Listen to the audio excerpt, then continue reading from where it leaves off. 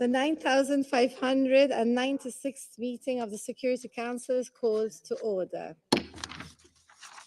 The provision and agenda for this meeting is the situation in the Middle East, including the Palestinian question. The agenda is adopted. In accordance with Rule 37 of the Council's Provisional Rules of Procedure, I invite the representatives of Australia, Israel, Poland, and Saudi Arabia to participate in this meeting. I propose that the Council invite the permanent observer of the Observer State of Palestine to the United Nations to participate in this meeting in accordance with the Provisional Rules of Procedure and the previous practice in this regard. There being no objection, it is so decided.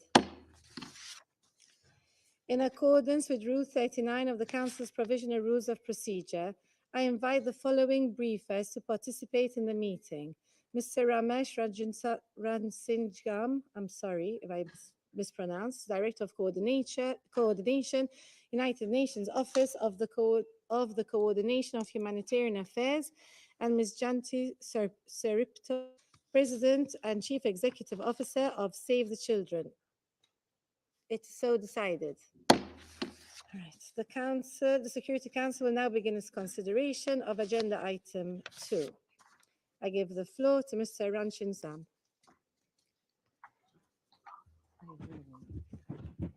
Thank you, Madam President.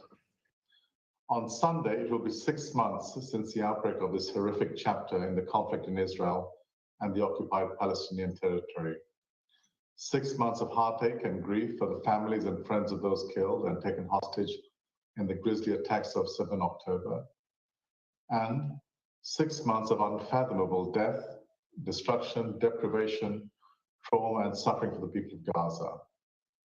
6 months that calls our collective humanity and priorities into question. In Gaza, according to the Ministry of Health, more than 32,000 people have been killed and more than 75,000 have been injured. At least 2/3 of these casualties are women and children. And thousands more are missing, many of them buried beneath the rubble. And 17,000 children are now unaccompanied or separated from their parents or families, alone amidst the destruction and horror. 1.7 million people, or 75% of the population, have been forcibly displaced. For many of them, time and time again, forced into tents, overcrowded shelters, or even on the streets, lacking the most basic necessities for dignified life and survival. Some 60% of housing has now been damaged or destroyed. So it's clear there is no protection of civilians in Gaza. And if they have no protection from the dangers of armed conflict there, they must be allowed to seek it elsewhere. Some Palestinians in Gaza have already left through Egypt, and we know more are trying. It is vital to recall that any persons displaced from Gaza must be guaranteed the right to voluntary return as international law demands. Madam President, I come now to the events of last week, which laid bare with clear evidence the unconscionable brutality of this conflict. Intense Israeli bombardment and ground operations, as well as heavy fighting between Israeli forces and Palestinian armed groups, have continued across much of the Gaza Strip, causing hundreds more dead and injured. The prospect of a military operation on Rafah continues. As we all know, the consequences would be incomprehensible. On 1 April, the withdrawal of Israeli forces from the besieged Al-Shifa medical complex in Gaza City revealed a hospital and many buildings in the surrounding residential area almost entirely destroyed.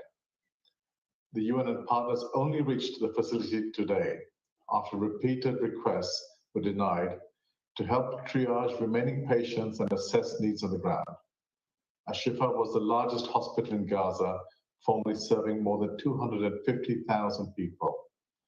The loss to a health system already in tatters amid skyrocketing health needs is incalculable. And then on the same day, we saw 7 World Central Kitchen aid workers killed in multiple Israeli airstrikes on their convoy. These workers had just unloaded more than 100 tons of much-needed life-saving and humanitarian supplies from the second World Central Kitchen maritime aid shipment to a warehouse in Deir al-Balah. They had informed the Israeli army of their movements.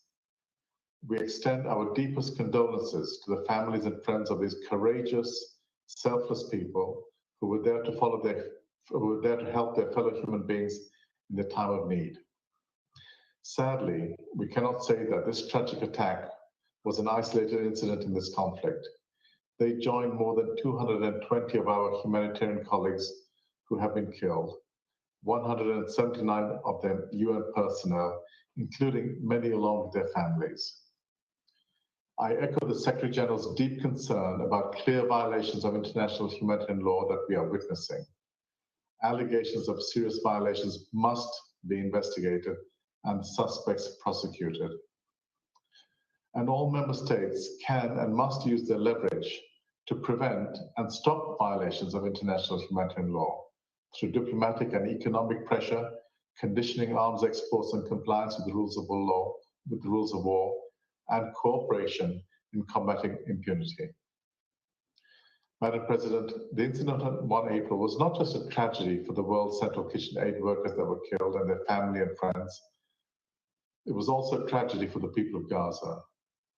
The undeniable lack of protection for aid missions has forced the World Central Kitchen and at least one other aid organization, the NGO ANERA, to suspend their operations.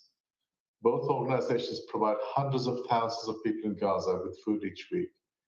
It is unclear when their work will resume. So this comes amidst an unprecedented food insecurity crisis in Gaza that is teetering on the edge of famine if it hasn't already fallen into it. Across Gaza, food and safe water are increasingly scarce, and practically the entire population of Gaza is relying on woefully inadequate food assistance to survive. Diseases are rife, contributing to a surge in acute malnutrition, particularly among women and children. In northern Gaza, UNICEF reports that 1 in 6 children are acutely malnourished, with an estimated 3% facing the most severe forms of wasting, requiring immediate treatment. At least 31 people, including 28 children, are believed to have starved to death in recent weeks. It's a situation that requires concerted action right now. Waiting for a retrospective famine classification is entirely indefensible. Madam President, despite the dangers, aid workers continue efforts to deliver assistance to people across Gaza through all available means. This includes the distribution of food, water, medical items, non-food items, fuel, and medical evacuations. Last week, the UN and its partners reached a daily average of 550,000 people with food assistance, although we were only able to get 4% of this to Gaza City and northern Gaza. UNRWA continues to run 7 healthcare centers, which provide 23,000 consultations every day and have administered 53,000 vaccines since the start of the war. But it cannot be repeated enough that the scale and extent of the assistance we are able to get to people in Gaza is wholly insufficient. The primary obstacle, however aid is brought in, is our ability to distribute it within Gaza, particularly to the north. And a serious limiting factor is that UNRWA, the backbone of the humanitarian response, has not been allowed to operate in the north of Gaza.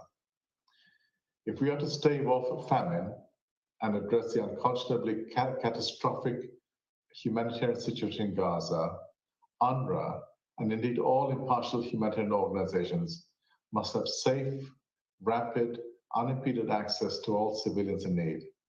There is simply no replacement for the services that UNRWA provides. Madam President, one of the cruel tragedies of Sunday's unwanted milestone is that it does not mark an end to the death, destruction, and human suffering for the past 6 months. It does not bring an end to the ordeal of those still held hostage and the torment for their families. And this is despite clear obligations under international humanitarian law, and despite the provisional order of the International Court of Justice requiring Israel to take all necessary and effective measures to ensure, without delay, the unhindered provision at scale of urgently needed basic services and humanitarian assistance. And despite this Council recognizing the need to expand the flow of aid into Gaza and within Gaza, and despite this Council's resolution demanding an immediate ceasefire for the month of Ramadan, this tragedy cannot be allowed to continue. All hostages must be immediately released and treated humanely until they are. And likewise, the people of Gaza need full compliance with international humanitarian law and with the ICJ's orders. They need compliance with the decisions of this council, and they need most of all this devastating war to end. Thank you. I thank Mr. I cannot say it, Rajasingam, I'm sorry, for his briefing. I give the floor to Mr. Ripto. Madam, members of the UN Security Council, thank you for the opportunity to address you about the humanitarian situation in Gaza. As we sit here today, and as you've just heard, over 220 humanitarian workers have been killed in Gaza, the highest number of humanitarian casualties in modern times. First and foremost, I would like to pay tribute to those humanitarians who have lost their lives in this conflict, who were killed in this conflict. Nearly all have been Palestinians. They were killed serving their communities in perhaps the worst conditions of their lives and of their careers. Day in, day out, they worked tirelessly to save lives, to feed the hungry, to provide medical care to the sick and wounded, to provide shelter, to protect. They were professionals, conducting this response to the standard of the humanitarian principles that guide our global sector. They upheld their ethical end of the bargain. The parties to this conflict, including members represented in this Security Council body, have not. One of my own colleagues, Sameh Ewaida, was killed in an Israeli airstrike on the 12th of December, along with his entire family. This strike came days after a ceasefire resolution was vetoed in this room. Sameh and his wife, Fatima, were the proud parents of 4 children: Mohammed, age 12, Heba, age 11, Zaina, age 3, and Zain, age 2. They died together, buried under 4 floors of rubble. Children, like Sameh's, bear the brunt of conflict. Save the Children's founder said it best over 100 years ago. Every war is a war against the child. This is sadly still true today, especially in Gaza. In this conflict, 14,000 children have been violently killed. Thousands more are missing, presumed buried under the rubble. If I were to sit here and read the name and age of every Israeli and Palestinian child who died on and after October 7th, it would take me over 18 hours. More children have been killed in this conflict than have been killed in all armed conflicts globally every year over the past 4 years. And children are not small adults. They have a special status in conflict, specific vulnerabilities, and an additional set of rights afforded to them and distinct obligations owed to them. They must be protected. Yet, children have been taken hostage. Thousands of children have been maimed, their limbs ripped from them by explosive weapons, mutilated by bullets, burned, crushed, or struck down by preventable disease. Inevitably, after months of systemic and deliberate denial of humanitarian access, children are now dying from malnutrition and dehydration in Gaza. Denied food and water by an illegal blockade, they've been starved to death.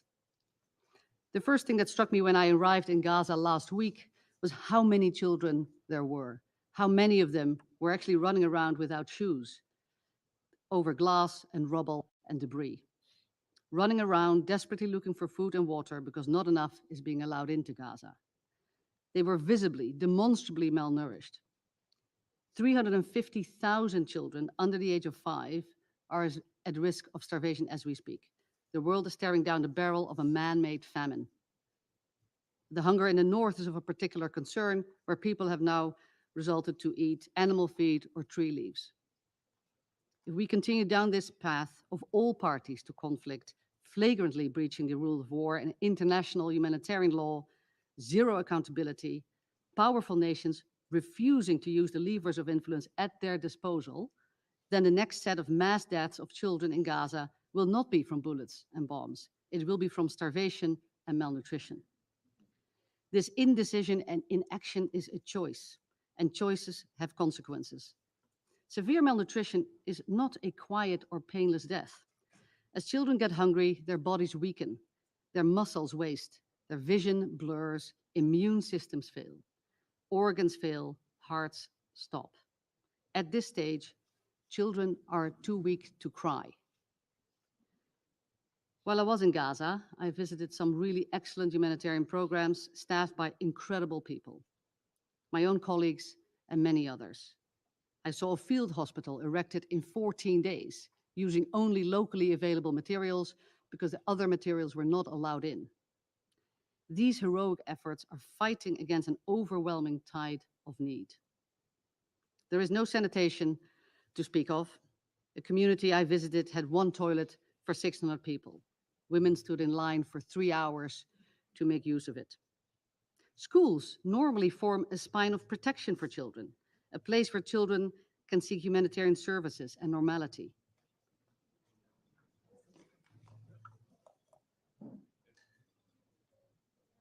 Go ahead.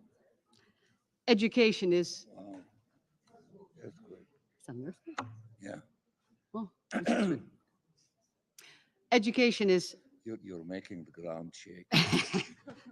Education is in many ways. Madam President, am I okay to continue? Education is in many ways life-saving, but not in Gaza, where every single child is out of school and 80% of education facilities have been destroyed. Our teams have found that almost every piece of educational equipment in Gaza, chairs, desks, textbooks, have been destroyed or burned by desperate people trying to stay warm.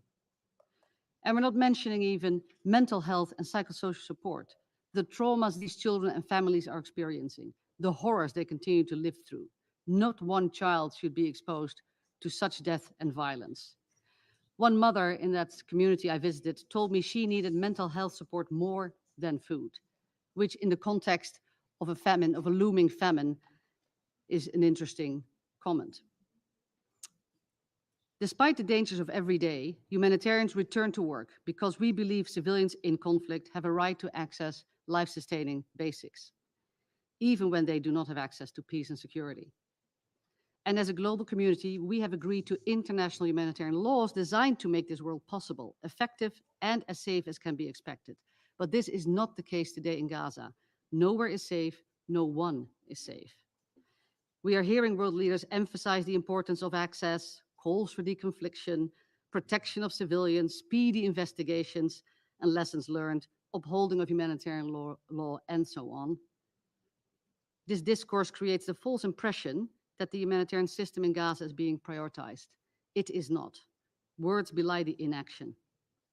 Aid organizations need you to hear this. Stop pretending that protection of civilians is prioritized here. We are overwhelmed with impediments.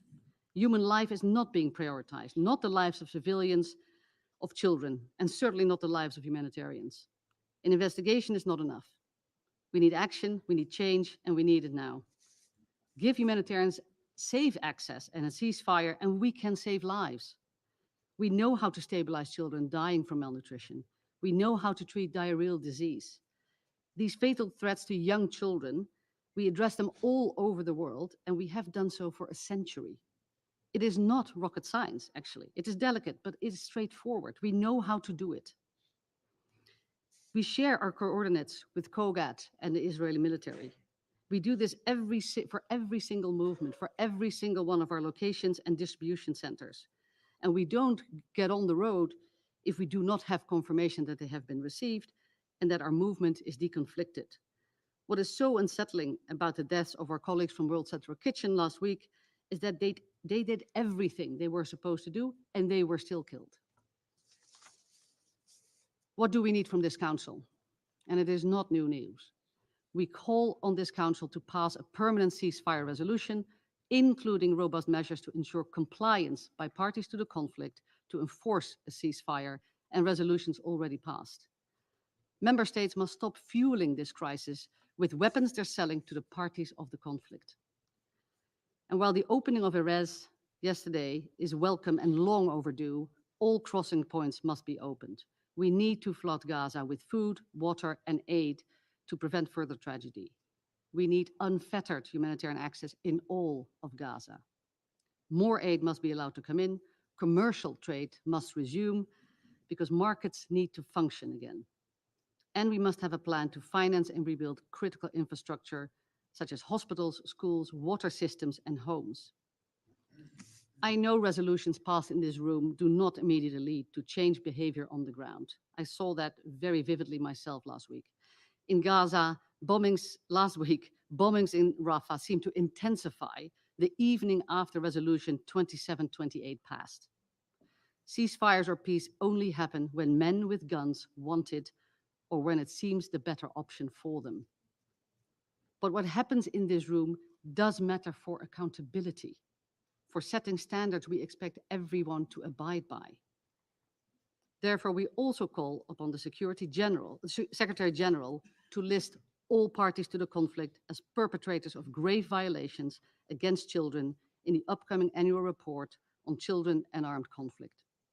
We are facing a crisis of accountability and impunity, and it must be addressed to break the cycle of violence and prevent further violence in the future. What I saw and heard in Gaza last week was dehumanizing, not for the people in Gaza. It is dehumanizing for all of us if we stand by and let it happen. The world, the people in this room have the tools to address it. You merely lack the political will to use them. On behalf of all the children in Gaza, I urge you to act. Thank you. I thank you for your very important and impactful briefing. I now give the floor to those council members who wish to make statements. I pass the floor to the representative of Algeria. Thank you, Madam President. I thank Mr. Ramesh Rajasingham and Mrs. Janti Soeripto for their briefing. We greatly admire and appreciate your work for those in need. We express our sincere condolences to all families of aid workers who have been killed by the Israeli occupying power in Gaza. Today, we are gathered once again as the aggression against the innocent Palestinian civilian reach for its 6-month mark in 2 days. 6 months. 6 months of barbarity and collective punishment. 6 months of suffering for the people of Gaza. 6 months that test the humanity of each and every one of us. 6 months that test the international order and our ability to preserve coexistence for future generations. 6 months that pushed the entire population of Gaza into famine. The ICG observed, and I quote, Palestinians in Gaza are no longer facing only a risk of famine, but that famine is setting in. To address this situation, the ICG issued 2 orders to alleviate the suffering of the Palestinian people. However, the Israeli occupying power did not comply. Did not comply. Finally, the Security Council also acted by demanding an immediate ceasefire through its resolution 2728. Yet, more than 10 days after its adoption, the occupying power blatantly refuses to implement it. Refuses to implement it. A conduct unworthy of a United Nations member bound under Article 25 of the Charter to carry out the decision of the Security Council. Yet, it is not surprising from a killing machine that commits all violation of international law with total impunity. They are confident that they will be never held accountable. And the occupying power continues to commit more and more crime, more and more violation. We must put an end to this aberration. Madam President, the crime perpetrated against World Central Kitchen personnel is not surprising and is no exception. It was an attack that targeted them systematically, car by car, as stated by Chief Jose Andres, the founder of World Central Kitchen. It is just a new chapter in the book of crimes committed. The victims are not Palestinian. Their savage killing is evenly commendable. The large media coverage and outrage would be unjustified if it is not as equal as to that on the killing of Palestinian civilians.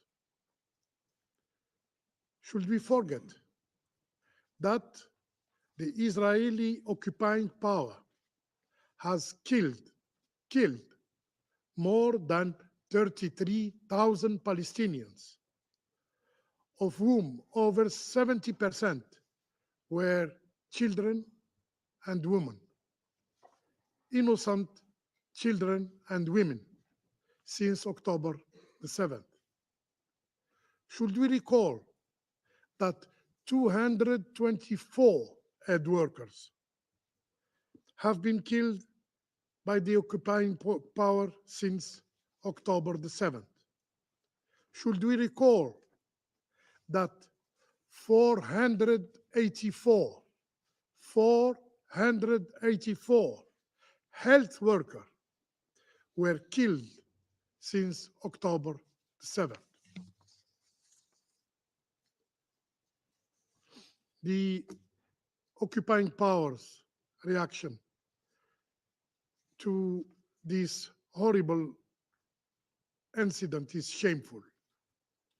Why do these 7 people deserve apologies from the highest occupying authorities and not the thousands of innocent Palestinians massacred during these last 6 months?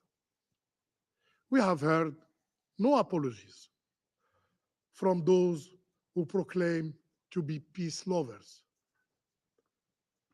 They prove with their actions Palestinians are not as human beings as others. They are human animals, they said. For us, all lives matter. Palestinian lives matter. All lives matter. And to those who believe in the investigation and justice of the Israeli occupying power, I say, where is justice to Rochelle Corey? Where is justice for James Miller? And where is justice for Tom Handar, to name a few? These peace activists were killed years ago, and no justice have been delivered to them. The killing of humanitarian workers in Gaza is only a continuation of the doctrine of oppression and occupation practices in Palestine. Kill Palestinians and their sympathizers.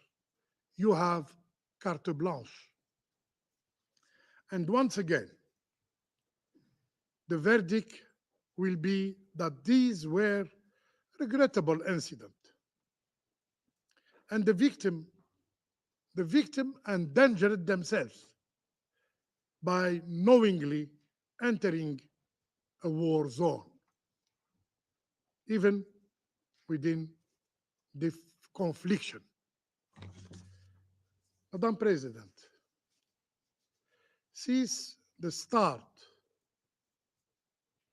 of the aggression, the UN agencies, NGOs, humanitarian actors, and member states have said that the confliction mechanism in Gaza is not working. Simply is not working. Not for lack of coordination, but rather a deliberate act to spread fear among Palestinians and those who want to help them. We have said it, and we repeat it again today. Humanitarian actors cannot be asked to serve at the peril of their lives. There must be assured of the condition that allow them to reach those in need. And only an immediate ceasefire can create those conditions. Otherwise, the Palestinian population risks being left to fend for itself, and the worst will be inevitable. Thousands of deaths from starvation, as predicted by various reports. A situation that will further deteriorate with the decision to freeze the World Central Kitchen operations and the maritime corridor from Cyprus. A decision taken while the Israeli occupying power persists in its campaign and attempt to block and to dismantle UNRWA, the backbone of the UN humanitarian operation in Gaza. The international community, the Security Council, cannot remain inert as life drains from Gaza. In the name of humanity, we must act, and we must act now. I thank you. I thank the representative of Algeria and pass the floor to the representative of Guyana.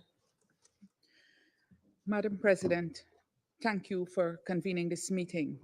Allow me to also express appreciation to our briefers, Mr. Rajasingham and Ms. Sarepto, for the insight they provided on the worsening crisis in the occupied Palestinian territories, particularly as it relates to the food security situation and the threatening conditions under which humanitarian workers are operating. Madam President, colleagues, 2 weeks ago, this Council met and demanded an immediate ceasefire in Gaza for the month of Ramadan, and envisaged that this ceasefire would pave the way for a permanent end to the fighting. It was also envisaged that this ceasefire would create the conditions for facilitating the expansion of humanitarian assistance into Gaza. Regrettably, Resolution 2728 is being completely disregarded while the humanitarian situation worsens. In the days since 25th of March, the Al-Shifa hospital was completely destroyed, and the world witnessed a most brutal and daring attack on a convoy of the World Central Kitchen, resulting in the death of 7 team members. Guyana commiserates with the families of all those who lost their lives in these tragic circumstances. We have time and again highlighted the fact that deconfliction and notification mechanisms are not functioning, resulting in serious compromises to the safety and security of humanitarian workers in the Gaza Strip. Consequently, more than 200 aid workers have been killed in the occupied Palestinian territory since October 2023. These indiscriminate killings of humanitarian personnel are an egregious illegality which must be investigated and the perpetrators must be held accountable. A pattern has emerged in this conflict of indiscriminate attacks on humanitarian workers and agencies, including UN agencies. Palestinian civilians ultimately bear the brunt of these actions. When humanitarian agencies decide to restrict or suspend their operations owing to the dangerous conditions in the Gaza Strip, the number of civilians they can assist decreases. The humanitarian situation thus worsens. The strategy of collective punishment that is being inflicted on the Palestinian people has incorporated starvation as a method of warfare, evidenced by, inter alia, savage attacks on those attempting to meet the needs of starving Palestinians. Palestinians themselves have been fatally attacked while seeking sustenance. We are familiar with the results of this strategy: man-made malnutrition, man-made famine, disease, and death. We recall the latest IPC report, which projected famine in the northern governorates of Gaza between mid-March and end of May. Guyana believes that famine is already present in Gaza, taking note, for example, of the assessment by UNICEF in March that 1 in 3 children under 2 years of age is acutely malnourished in the north, and reports by UNICEF that several children, including babies, have died from malnutrition. Those children who manage to survive will likely face serious challenges into adulthood, affecting their quality of life and productivity, and therefore their capacity to contribute to the development of their homeland. One can only conclude then that there is method to this madness that has been unleashed on Palestinians in Gaza, and it threatens the very survival of the nation. International humanitarian law prohibits the use of starvation as a weapon of warfare. By extension, those who seek to provide humanitarian relief to starving civilians in armed conflict should be protected and not targeted. Guyana condemns in the strongest terms all attacks on humanitarian workers and UN personnel operating in the Gaza Strip, and calls on Israel to uphold its obligations under international law. Madam President, dear colleagues, Guyana also underscores the critical work of agencies such as UNRWA in providing food assistance, medical care, emergency aid, and other critical support to the Palestinian people. We call on the Israeli authorities to reverse their decision and allow UNRWA to deliver life-saving services to the people in the north of Gaza. We stress the need to ensure adequate funding for UNRWA and call on member states to scale up their contributions to the agency as a direct investment in the humanitarian response in Gaza. We also stress the importance of additional routes into Gaza, particularly land routes. We acknowledge the announcement by Israel to temporarily open the Erez crossing and to allow the use of the Ashdod port. We hope that these would not be rendered almost useless by burdensome verification processes. In closing, Guyana calls for the upholding of international law, including international humanitarian law and international human rights law. Accountability is a critical element of international law, and we urge this Council to ensure that the occupying power does not continue its flagrant violations of international law. I thank you. I thank the representative of Guyana and pass the floor to the representative of Slovenia. Thank you very much, Madam President. And I also want to thank the briefers, Mr. Rajasingham and Ms. Seripto. Colleagues, there are 15 of us around this table in the Security Council, 15 of us with responsibility to protect civilians in Gaza. Were we meeting in the north of Gaza today, all 15 of us would be skipping meals in the past months. 10 of us would go entire days and nights without eating. Half of us would be in desperate need of humanitarian aid. And finally, at least 5 of us would be parents to severely, acutely malnourished children, life-threatening and with lifelong consequences. We are not meeting in Gaza, but listening to Ms. Seripto, maybe we should have met in Gaza. We are meeting at the UN Security Council, where we know very well that looming famine in the north of Gaza and the risk of famine across the rest of the Gaza Strip can be prevented. Conflict-induced and man-made famine means the absolute failure of the international community and gross violation of the international humanitarian law. Starvation is used as a weapon of war. Waiting for a famine declaration will not change anything on the ground, unfortunately. But we know what will: an immediate ceasefire. Full, safe, secure, and unhindered humanitarian access, in particular through land, to provide safe, nutritious, and sufficient food, water, and medicines will. The restoration of health, water, and sanitation services and energy provision will. The adequate shelters for civilians will. Madam President, for the aid to reach people in need, we need humanitarian workers, the most brave and empathetic souls that humanity can produce. They're sacrificing their security, their lives to save others. They must be able to fulfill their calling without constant fear. They must be granted safety, security, freedom of movement, and the necessary equipment and support. We repeat our continuous call for full respect of international law, including international humanitarian law and human rights law. This includes ensuring the safety and security of UN and all other personnel engaged in humanitarian relief activities.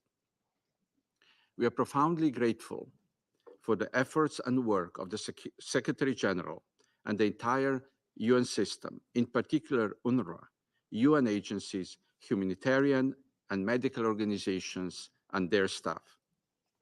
I want to be clear. Nothing in this war happens by chance. The conduct of this war is a choice. Disrespect of international humanitarian law is a choice.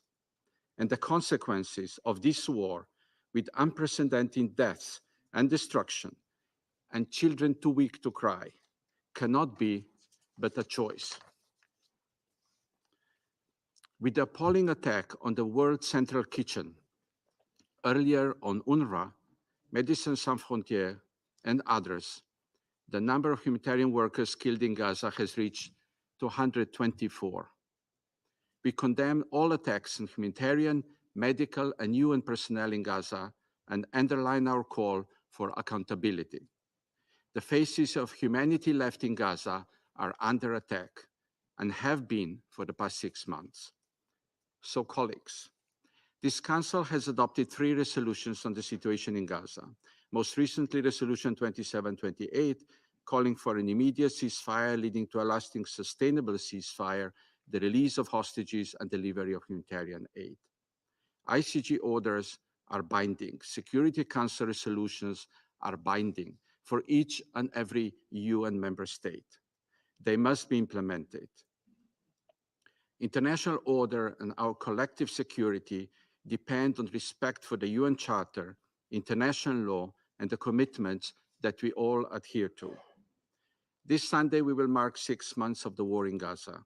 6 months later, it's imperative to reflect on the enduring suffering of Gaza's civilians and hostages, not merely through discussions, but through decisive, impactful actions. 6 months of destruction and devastation cannot be a milestone we should mark with merely a meeting of the Security Council. We have seen the spillover effects of this conflict in almost the entire Middle East region. The conflict in Gaza is a threat to international peace and security, and this Council should make sure to stop it. Thank you. I thank the representative of Slovenia and pass the floor to the representative of Switzerland.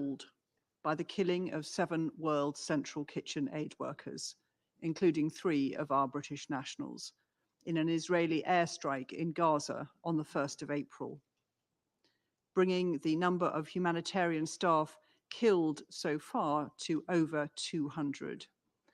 I share our deep and sincere condolences with their families and with all those who have lost loved ones during this war. Our Prime Minister and Foreign Secretary spoke immediately with Prime Minister Netanyahu and Israeli Foreign Minister Katz to ask for a transparent investigation. We will study carefully the results of the investigation from the Israeli government, and we welcome the commitments Israel has made since on humanitarian operations. President, aid workers should never be targeted. Over 200 have been killed in this conflict. Israel must do much more to protect them and to ensure their safety so they can deliver urgently needed life-saving humanitarian assistance. For this to happen, we call for 3 major changes. First, Israel must make significant, concrete changes to put in place an effective deconfliction mechanism immediately. It is imperative that those doing life-saving work are properly protected and allowed full, unhindered access to conduct their work safely. Second, we welcome the steps Israel has now taken and call on it to do everything necessary to allow effective humanitarian relief. We welcome the assurances that Israel has given to UN agencies and others that it will now open Ashdod port, more land crossings into Gaza, increase quantities and types of aid allowed to enter by land, and improve water supplies. The amount of aid getting in has, until now, been insufficient. Full, unhindered access, as well as an enabling operating environment for distribution, is necessary to meet humanitarian needs and avoid famine. And all parties must comply fully with international humanitarian law and work with Under-Secretary General Karg to scale up assistance and implement Resolution 2720 without delay. Finally, we need to see major and immediate changes in the conduct of Israel's military campaign to protect civilians. I reiterate the UK's call for the immediate implementation of Resolution 2728. This weekend, it will be 6 months since Israel suffered the worst terror attack in its history. Throughout this crisis, the UK has been unequivocal in our condemnation of Hamas and our demand for the unconditional release of the hostages. We must see an immediate cessation of hostilities to get aid in and hostages out, leading to progress towards a sustainable ceasefire. I thank you. I thank the representative of the United Kingdom and pass the floor to the representative of the Russian Federation. Госпожа председатель, Madam Chair, благодарим директору КГВ we'd like ООН to Рамеша Раджисанхама, а thank также Director докладчицу of гражданского общества UNOCHA Ramesh Rajasingham,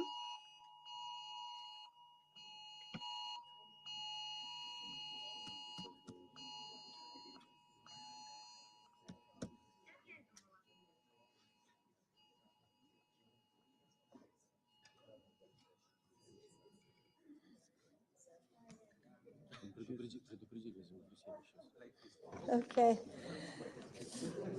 My goodness, what an eventful morning today. One for the memoirs. It's an Please, you aftershock may of the continue. earthquake. Shall I continue? Yes, please continue.